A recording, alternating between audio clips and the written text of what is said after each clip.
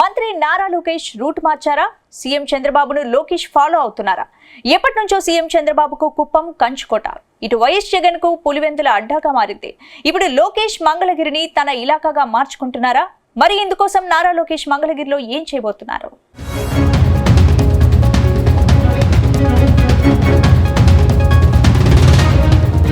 తెలుగు రాష్ట్రాల్లో ప్రతి ఎమ్మెల్యేకు ఓ సొంత నియోజకవర్గం ఉంటుంది.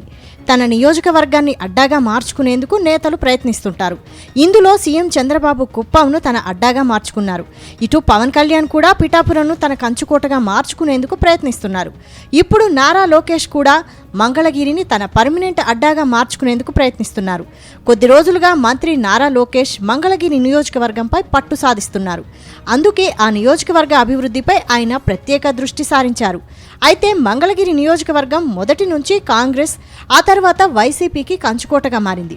కానీ 2019 ఎన్నికల్లో మంగళగిరి నుంచి లోకేష్ పోటీ చేశారు. కానీ అక్కడ వైసీపీ నాయకుడు ఆళ్ల రామకృష్ణారెడ్డి చేతిలో ఓడిపోయారు. కానీ ఓడిన చోటే పట్టుబట్టి మరీ తన అదృష్టాన్ని పరీక్షించుకున్నారు. గత అసెంబ్లీ ఎన్నికల్లో అదే మంగళగిరి నుంచి పోటీ చేసిన నారా లోకేష్ భారీ మెజారిటీతో విజయం సాధించారు.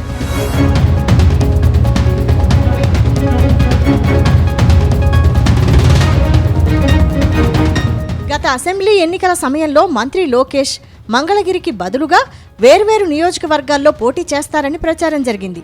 ఆ సమయంలో పలు నియోజకవర్గాలు తెరపైకొచ్చాయి.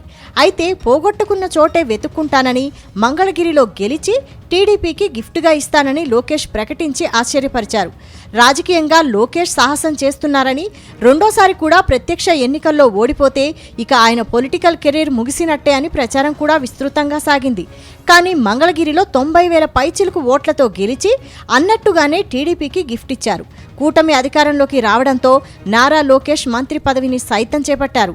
అయితే ఇప్పుడు మంగళగిరి అభివృద్ధిపై మంత్రి లోకేష్ ప్రత్యేక శ్రద్ధ కనబరుస్తున్నారు.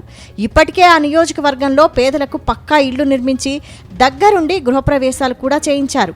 ఇంకా ఎవరైనా సొంతిళ్లు లేని వారికి సౌకర్యం కల్పిస్తామని ఆయన హామీ ఇచ్చారు. దాంతో లోకేష్ మంగళగిరిని తన అడ్డాగా మార్చుకుంటున్నారనే టాక్ వినిపిస్తోంది.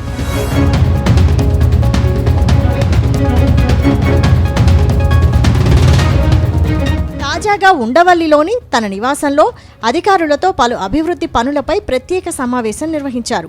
మంగళగిరి నియోజకవర్గంలో పనుల పురోగతిపై అధికారులు పవర్ పాయింట్ ప్రజెంటేషన్ ద్వారా వివరించారు. మంగళగిరికి ఐటీ, నాన్ ఐటీ కంపెనీలు తీసుకొస్తానని లోకేష్ చెబుతున్నారు. ఇక్కడ అభివృద్ధి పనులు పూర్తయితే మంగళగిరి నియోజకవర్గంలో 50,000 మంది పనిచేసేందుకు అవకాశం ఉందని చెప్పారు. ఇందుకు అవసరమైన వసతుల కల్పనపై ప్రత్యేక దృష్టి సారించాలని అధికారులను మంత్రి లోకేష్ ఆదేశించారు.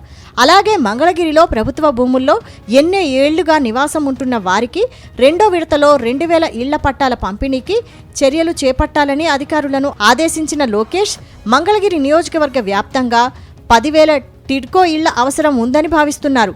ఇందుకోసం స్థలాన్ని సేకరించాలని అధికారులను మంత్రి ఆదేశించారు.